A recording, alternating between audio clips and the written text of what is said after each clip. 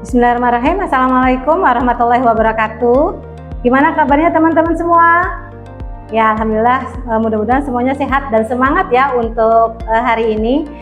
Selamat datang di mata kuliah ini, mata kuliah pengantar neuroscience dalam pembelajaran anak usia dini, yang insya Allah di hari ini kita akan diskusi bersama tentang hubungan antara otak dengan emosi dan penerapannya dalam pembelajaran anak usia dini.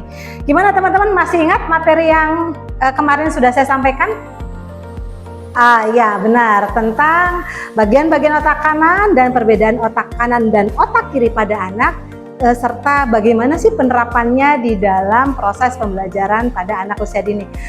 Oke, tapi sebelumnya biar nggak ngantuk ya teman-teman, berdiri semuanya ya. Yuk kita berdiri semuanya, berdiri dulu, kita ice breaking dulu ya teman-teman ya. Oke, siap? Yang jari dan jempol ya, masih ingat? Oke, masih ingat ya. Oke, 1, 2, 3. Jari dan jempol tangan digoyang. Jari dan jempol tangan digoyang. Jari dan jempol tangan digoyang, yang. Oke, kita lanjut ya ke materi hari ini. Oke, nanti akan ada praktek langsung dari teman-teman semua untuk mempraktekkan gimana sih sebetulnya hubungan antara otak dengan emosi dan penerapannya dalam pembelajaran anak usia dini. Nah, oke. Nah ini ya teman-teman, sebetulnya apa sih yang akan terjadi dengan otak anak ketika dia sedih dan ketika dia senang. Nah, untuk membahas ini teman-teman, silahkan yang sebelah kiri saya ya teman-teman, yang sebelah kiri saya mengikuti sesuai dengan gambar deh ya, sesuai dengan gambar. Di situ yang sebelah sana mengikuti bagaimana teman-teman ketika senang, dan yang sebelah sini itu ketika sedih dan marah. Oke, saya berikan waktu ya teman-teman, saya berikan waktu mengikuti ekspresi yang ada di gambar ini ya, ekspresi yang ada di gambar ini, bagaimana ketika sedih dan bagaimana ketika senang. Oke, saya berikan waktu 2 menit dari sekarang. Silakan ya teman-teman ya. Ikuti bagaimana kalau sedih. Oke, atau marah ya. Atau kalau senang, bagaimana ya sebelah sana kalau senang. Oke. Nah, sebelum kita lanjut nih teman-teman, boleh kita akan menonton dulu ya, menonton video tentang bagaimana sih kalau sedang marah, sedih dan terjadi pada anak-anak, kemudian bagaimana atau apa yang sebetulnya diinginkan oleh anak-anak ketika dia sedang senang atau ketika mereka itu senang. Oke, kita tonton videonya. Dan videonya nih ada di sini ya teman-teman ya, sudah saya download. Oke, kita sama-sama melihat.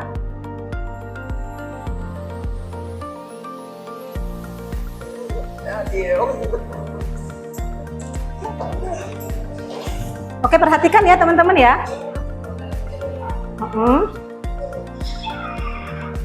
Nah, ini saat anak ada pada emosi negatif yang paling tinggi, sedang marah sampai sedih.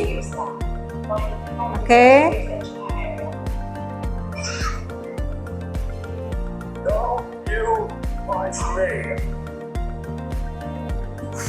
Oke, nah ini video yang pertama ya teman-teman. Gimana nih tanggapannya teman-teman? Tadi ada anak yang dengan emosi yang meledak-ledak, yang sampai akhirnya dia tidak bisa mengontrol apapun yang dikatakan oleh orang tuanya, dia juga tidak bisa mendengar. Kemudian yang terjadi apa? Ketika anaknya marah, anaknya sedang emosi, orang tuanya pun jadi orang tuanya juga jadi ikutan emosi. Nah teman-teman, sebelum kita lanjut ke video yang kedua nih teman-teman, emosi itu dirasakan oleh apa sih sebetulnya? Oleh pikiran kita atau oleh hati kita? Ketika kita sedang merasakan kesal, marah, sedih, itu biasanya yang suka sakit itu di sebelah mana? Oh bukan sakit di kantong. Iya betul, kalau akhir bulan sakitnya di kantong. Tapi kalau lagi sedih ya sakitnya biasanya betul, kayaknya tuh hati tuh tersayat-sayat banget ya. Kayaknya sedih, kita males ngapa-ngapain. Kalau lagi marah juga sama, di sini tuh terlalu penuh, ingin diungkapkan semuanya. Pernah nggak sih teman-teman merasakan seperti itu? Ada hal lain yang akan kita pelajari. Itu tadi tentang sedih. Sekarang kita akan mengamati tentang video ketika anak-anak itu merasa senang tuh karena apa sih gitu ya. Kita lanjut ke video yang kedua. Apa yang akan membuat anak-anak itu merasa happy atau bahagia ya? Oke, silakan disimak ya teman-teman ya. I like rainbows, sparkles, and unicorns. I'm that kind of girl. Apa yang membuat mereka bahagia? What makes me happy? What makes me super happy? Eating candy. Can you be surprised happy? Sure. If your sister did somersault over my head. What if you accidentally picked you off? I would just say it's okay, it was an accident. Oke, itu ya teman-teman. Kalau di video ini, video yang kedua ini kita melihat bagaimana anak-anak itu menceritakan apa yang membuat mereka bahagia. Masih ingat nggak tadi? Ya sederhana banget ya. Kalau makan candy katanya, kalau makan permen dia happy. Tapi ada juga tuh di tengah-tengah tuh dikatakan kalau tidak ada PR katanya. Kalau tidak ada PR dia akan merasa senang. Kemudian ketika dipeluk oleh orang tuanya, ketika ibunya menyampaikan I love you, kemudian menonton TV bersama orang tuanya, persahabatan itu yang membuat mereka senang. Nah, teman-teman, kalau mau dipikir ya teman-teman, emosi kan adanya di sini ya, dirasakan di sini, di dada ya. Tapi ini kita berbicara tentang neuroscience dalam pembelajaran anak usia dini. Nah, apa sih sebetulnya kaitannya? Masa sih emosi itu dirasakan di sini? Tapi teman-teman, yang mengatur emosi, yang mengendalikan emosi sampai akhirnya bisa muncul perasaan-perasaan itu, melakukan sebuah tindakan, ada senyuman, kemudian marah, bentakan, teriakan, semuanya diatur oleh otak. Nah, kita akan lihat sama-sama ya.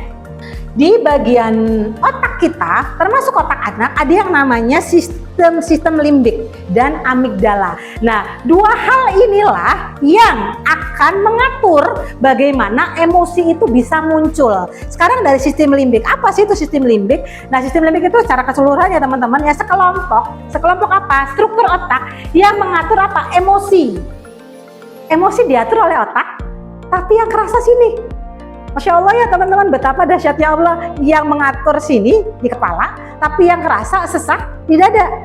Yang mengatur itu di otak, tetapi yang merasa bahagia, yang merasa berbunga-bunga ya, itu ada di sini di dada. Nah, ini ya mengatur memori, emosi, perilaku, termasuk motivasi.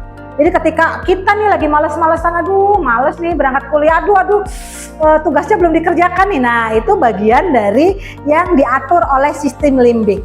Dan sistem limbik ini nggak berdiri sendiri teman-teman. Ini banyak bagiannya ya. Ada amigdala, ada septum, ada hipotalamus, ada talamus dan hipokampus. Nah, ini ya yang ada di sini. Kemudian ada juga nih yang namanya amigdala. Pernah mendengar kali ya amigdala ya. Nah, amigdala ini bagian otak yang memproses hal-hal yang berkaitan dengan emosi. Apa saja di situ emosinya ya tadi? Salah satunya misalnya sedih. Kalau kita tiba-tiba sedih gitu ya, misalnya kehilangan sesuatu atau misalnya ditinggal orang tua atau apa, itu kita ngerasa sedih banget. Nah, itu salah satunya diatur oleh amigdala. Selain sedih, ada juga marah, nafsu, termasuk rasa sayang. Rasa cinta itu diatur oleh bagian otak yang namanya amigdala. Nah, itu ya teman-teman. Dan amigdala ini struktur berpasangan yang terletak di antara lobus temporal. Nah, ini teman-teman bisa lihat ya. Ini amigdala di sini. Nah, ini di antara lobus temporal, ini hipokampus. Nah, bisa dilihat di sini. Ini adalah sistem limbik yang mengatur bagaimana otak itu bisa memproses emosi yang ada di dalam otaknya manusia, kemudian dimunculkan dalam bentuk perilaku emosi itu sendiri. Nah, kemudian gimana sih caranya? Bagaimana nih kaitannya antara otak kemudian emosi? Kaitannya dengan pembelajaran yang ada di dalam pendidikan anak usia dini. Nah, ini ya teman-teman, ini yang penting banget kita perhatikan bahwa sebagai seorang guru kita harus paham bahwa ketika emosi seorang anak itu sedang tidak baik-baik saja, kita juga jangan memaksakan. Karena apa? otaknya juga otomatis dia tidak akan mau mengikuti ritme pembelajaran yang sudah kita desain sedemikian rupa. Sehebat apapun desain pembelajarannya, kalau peserta didiknya, kalau anak-anak didik kita sedang tidak mood, dia sedang sedih, dia sedang marah, atau dia lagi bete, lagi apapun itu, atau emosi-emosi negatif lainnya, kira-kira nih teman-teman, bisa nggak? Selanjutnya, silahkan berpasangan, berdua-berdua, ya, oke? Silahkan berpasangan dengan teman sebelahnya atau siapapun ya, silahkan berpasangan berdua-berdua. Nanti teman-teman, oke, sudah berpasangannya? Oke, sebentar dulu ya teman-teman ya. Oke, yang pertama berpasangan. Kalau sudah berpasangan, teman-teman pilih mau cerita nomor 1 atau mau cerita nomor 2. Diskusi ya teman-teman, berdiskusi untuk mendiskusikan. Yang dapat cerita 1 silahkan sampaikan apa yang harus dilakukan nih dari cerita 1 ini. Kemudian yang dapat cerita 2 sampaikan juga gitu ya, apa pendapatnya teman-teman dari cerita 1 dan cerita 2. Kemudian nanti secara bergiliran menyampaikan apa yang sudah teman-teman diskusikan dari cerita 1 dan cerita 2. Kalau kita sebagai orang dewasa, baik itu orang tua ataupun guru, mampu memahami emosi seorang anak, anak pun akan merekam memori itu dengan baik. Karena yang namanya sifatnya emosi itu akan terus terekam, terus sampai anak itu dewasa gitu ya teman-teman. Dan akhirnya nanti akan terus dikembalikannya kepada siapa? Tentu saja kepada kita sebagai orang tua atau orang dewasa. Jadi mau bagaimanapun, sehebat apapun kita ingin menyampaikan sebuah nilai, value atau yang terkait dengan misalnya dengan pembelajaran pada anak-anak, kalau emosi mereka sedang tidak baik-baik saja, jangan kita paksakan. Karena apa?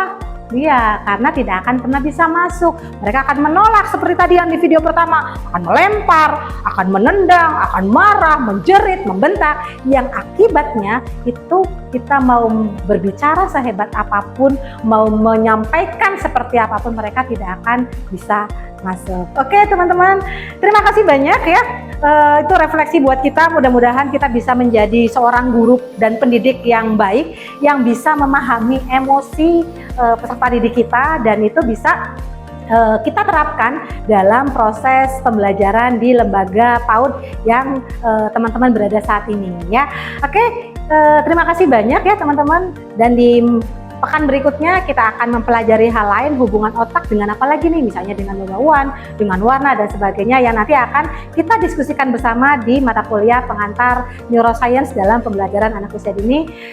Kurang lebihnya mohon maaf. Billahi taufiq wal hidayah. Wassalamualaikum warahmatullahi wabarakatuh. Sampai ketemu di pekan depan ya teman-teman semua.